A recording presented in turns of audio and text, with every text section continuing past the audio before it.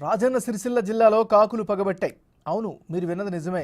Sircilla bus stand ప్రాంతంలో కట్టమైసమ్మ గుడి వద్ద మనుషులను కాకులు కాళ్లతో తంతున్నాయి. వచ్చిపోయే వారిపై కాకులు కాళ్లతో దాడి చేస్తున్నాయి. అయితే బస్టాండ్ నుంచి బయటికి వెళ్లేవారు లోపలికి వచ్చే మగవారిపైనే కాకులు దాడి చేయడం మరో విశేషం. దీంతో కాకుల దాడితో బస్టాండ్ పరిసర ప్రాంతాలు వారు బెంబేలెత్తిపోతున్నారు.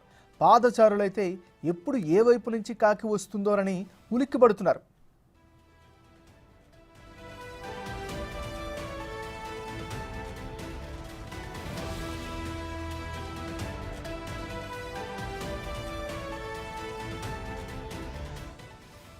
రాజన్న సిరిసిల్ల జిల్లాలో కాకులు పగబట్టాయి.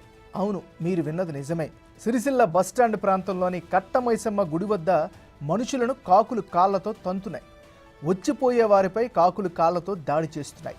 అయితే బస్టాండ్ నుంచి బయటికి వెళ్లేవారు లోపలికి వచ్చే మగవారిపైనే కాకులు దాడి చేయడం మరో విశేషం. దీంతో కాకుల దాడితో బస్టాండ్ పరిసర ప్రాంతాల వారు బెంబేలెత్తిపోతున్నారు. పాదచారులైతే ఎప్పుడు ఏ వైపు నుంచి కాకి వస్తుందోనని ఉలిక్కిపడుతున్నారు.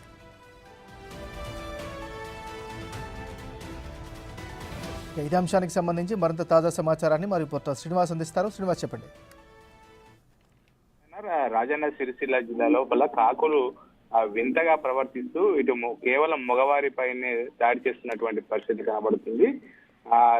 సిరిసిల్ల పట్టణము పాత బస్టాండ్ సమీపం లోపల ఉన్నటువంటి కట్టమైసమ్మ గుడి వద్ద పాదచారులు వెళ్తున్నటువంటి సమయం లోపల ఇటు కాకులు వచ్చి తలపైన కాలుతో తన్నుకుంటూ వెళ్తున్నటువంటి విచిత్ర సంఘటన చోటు చేసుకున్నాయని చెప్పుకోవచ్చు. అయితే ఆ కాకులు మాత్రం అక్కడ అటు నుంచి వెళ్ళేటువంటి పాదచారులు వెళ్ళేటువంటి సమయం లోపల ఆడవారు వెళ్తున్నప్పుడు వారిని ఏమనట్లేదు, కానీ కేవలం మగవారు మాత్రం వెళ్తున్నప్పుడు మాత్రమే తలపైన తంతు చెట్టు కొమ్మల పైన పైకి ఎగిరి వాళ్తున్నటువంటి పరిస్థితి కనబడుతుంది. ఇదంతా కూడా దాదాపుగా ఈ రోజు ఉదయం సమయం లోపల దాదాపు 2 గంటల వరకు కూడా కాకులు ఈ విధంగా విచిత్రమైనటువంటి ప్రవర్తనతో ఇటు మగవారిపైనే కాలితో తంతు కూడా చేసినటువంటి దృశ్యాలు ఇటు కొంతమంది తమ కెమెరా లోపల బంధించినటువంటి పరిస్థితి కనబడుతుంది. అక్కడ 10ల సంఖ్య లోపల మగవారి పైన మాత్రమే ఆ కాకులు తన్నేటువంటి దృశ్యాలు అయితే మనం చూడవచ్చు.